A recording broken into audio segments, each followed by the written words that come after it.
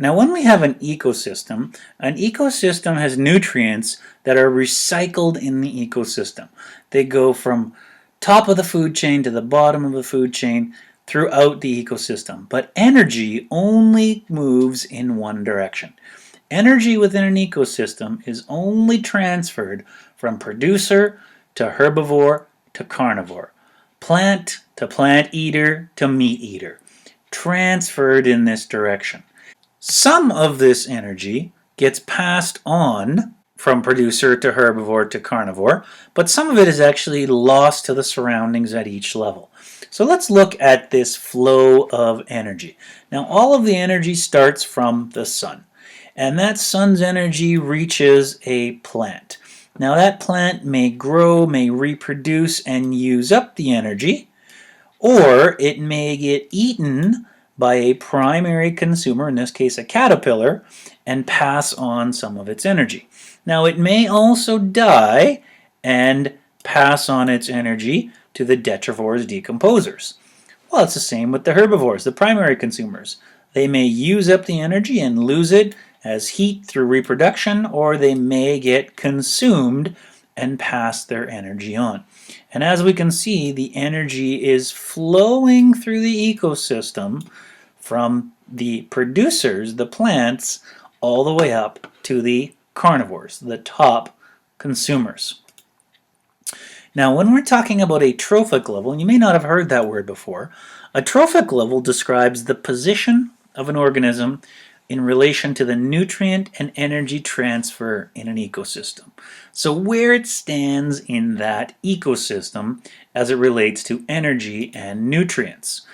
Organisms that eat the same type of food, they're on the same position, same level of nutrient and energy, belong to the same trophic level. And we often draw these trophic level diagrams like so, with a triangle. And notice the bottom of the triangle is the largest piece of the triangle. That is our first level. That is where the producers are held. So producers, all of the plants, the trees, the organisms and species that get their energy from the sun and produce their own food. Now, as we work our way up the trophic level, we get to the primary consumers, consumers that eat plants. And notice on the triangle, it's a little bit smaller. As we work our way up till we get to the smaller piece of the triangle, and we have our primary consumers. And so everything that eats plants is in that category. We can work our way up to the higher part of the triangle. We get to our carnivores, our secondary consumers, our third level. And so as we work our way up the triangle, up the trophic level, we get to a higher level of consumer. Well, we could have decomposers placed in here, but everywhere in the triangle, something may die. So decomposers can be considered part of any level of this trophic level triangle. Well, that takes us to food chains and food webs. And you're probably familiar a little bit with this. When we talk about a food chain, we're talking about the path of nutrients and energy through a trophic level. The path that energy and nutrients flow. And when we're drawing a food chain, arrows are going to show that the first organism is food for the next, and so on and so on. So if we look at this picture here, we have our dead leaves. We have this arrow showing that it is food for the bacteria, which becomes food for the millipede, which becomes food for the shrew, which becomes food for the raccoon, following the nutrients from dead leaves up to the raccoon. Now, this may also apply in an aquatic ecosystem in the ocean, from algae to shrimp to salmon, working our way up, the nutrients and the energy passing through till we reach the top of the food chain. Now, the thing about a food chain is if there's any change in population at one level, it's going to affect the others. So if we look at this example, if somehow the salmon were eliminated, we're going to see a change in population.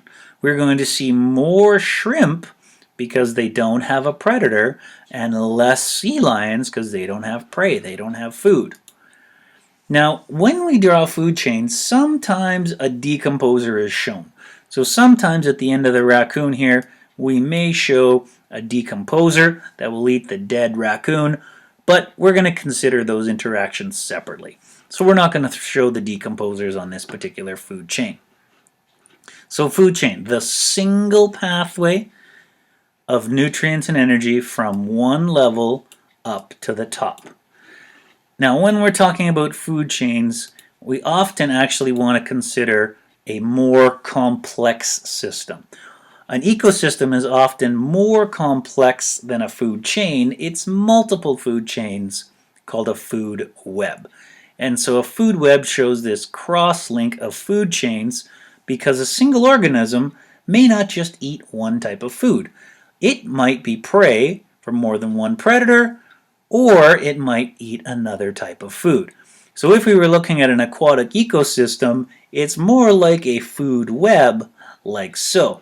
So the phytoplankton actually has two different predators that would eat it, and same thing can be said, we can take multiple pathways. We may go in a pathway like so to get to our killer whale, or we might go in a pathway like so to get to our killer whale, or we may even go in a pathway like so to get to the killer whale. So multiple food chains together form a food web.